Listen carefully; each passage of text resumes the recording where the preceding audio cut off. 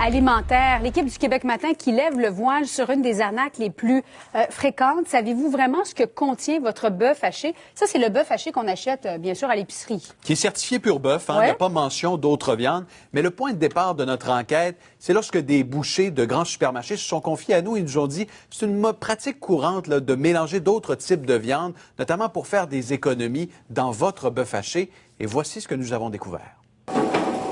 Dans le milieu de la boucherie, on l'appelle l'arnaque à la viande de porc. À votre insu, certains commerces mélangent au bœuf haché de la viande de porc, beaucoup moins cher. L'émission Le Québec Matin a fait le test en achetant 4 paquets de bœuf haché dans 4 supermarchés. On a la viande ici. Pour percer leur secret, le groupe Environex a ouvert les portes de ses laboratoires pour la première fois aux caméras. Ces scientifiques sont les seuls à analyser l'ADN des aliments au Québec. Et on peut voir ici un échantillon prélevé de bœuf avec une courbe également positive pour la présence de porc. Les résultats sont étonnants. 3 emballages de bœuf sur 4 contiennent de la viande de porc. Est-ce que c'est normal de trouver du porc dans du bœuf? Pas du tout.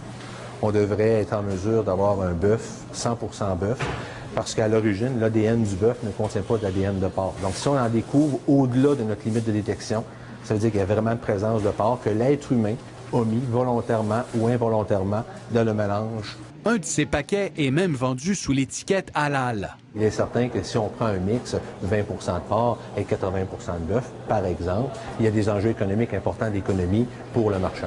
Un aliment aussi anodin et aussi simple que le bœuf haché, on peut trouver une possibilité de fraude. La viande de bœuf serait parmi les aliments les plus fraudés, estime ce spécialiste. Si le prix d'une denrée alimentaire, exemple le bœuf, monte, on peut penser, en fait, on peut prédire qu'il pourrait y avoir des tentatives de fraude beaucoup plus importantes.